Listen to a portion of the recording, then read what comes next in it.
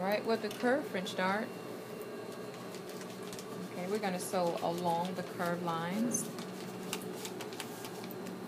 To begin with, we're going to do a stay stitch. Now, a stay stitch is something that you would use on any areas where you have bias. Okay, so this dart is not a straight dart. As you can see, it starts to curve. And wherever it curves, that's where we get into bias in this fabric.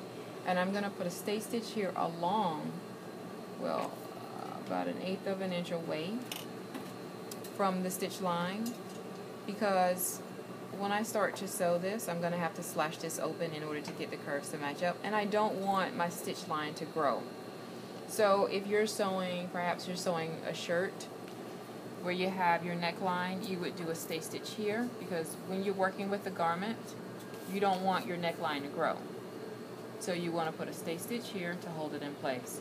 So any place where it's like a circle or like a V-neck, with a V-neck you would definitely have a lot of bias here, which is going to grow as you're pressing your fabric, as you're folding it inside out, etc. So by the time it's time for you to put your collar on, your neckline is too long to fit the collar. So we want to put a stay stitch here so it does not grow and it stays the correct length and shape.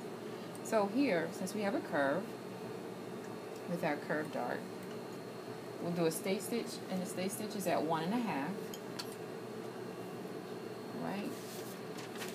And I'm going to sew this right beside my stitch line. So it's not on the stitch line, it's just right beside it.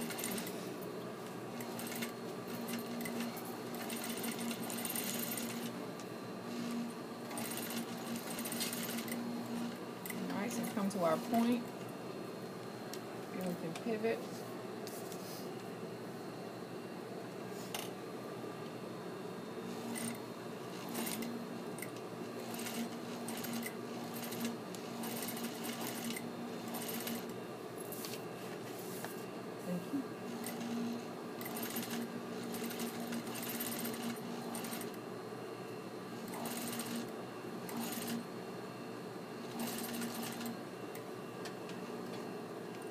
And if you guys notice here on the pattern, you can see where it says to cut it.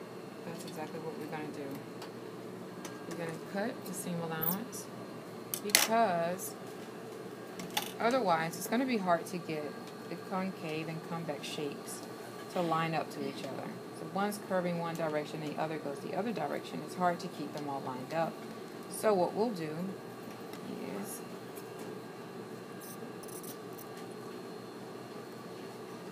cut it here.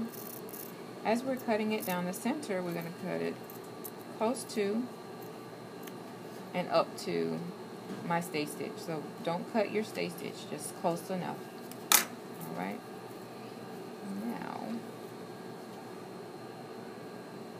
Now it's much easier to get them to match up because we don't have that fabric being held in the center. Okay, so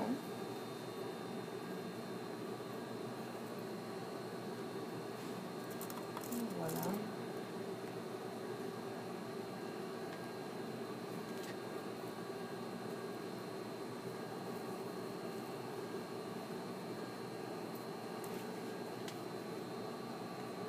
So I'm lining up the seam on both sides of this.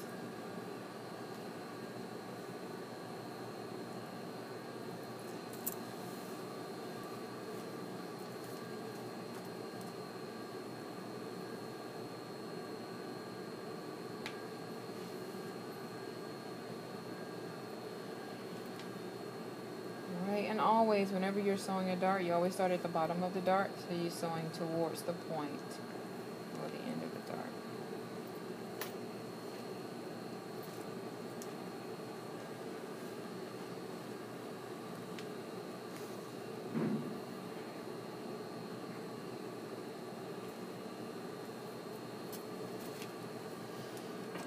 Alright, so as we're going to sew this at the 2.5 stitch width, I'm sewing on the outside of my stay stitch.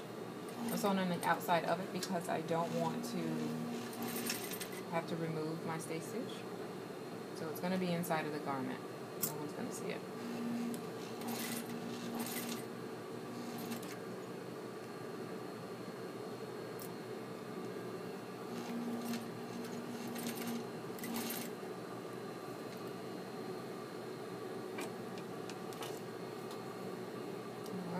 just following along the curve. Now, if some of the stay stitch ends up being on the outside of the garment, then just take your seam ripper and just rip the stitches out. Same thing with your the gathering. Don't just leave your stitches showing on the outside of the garment.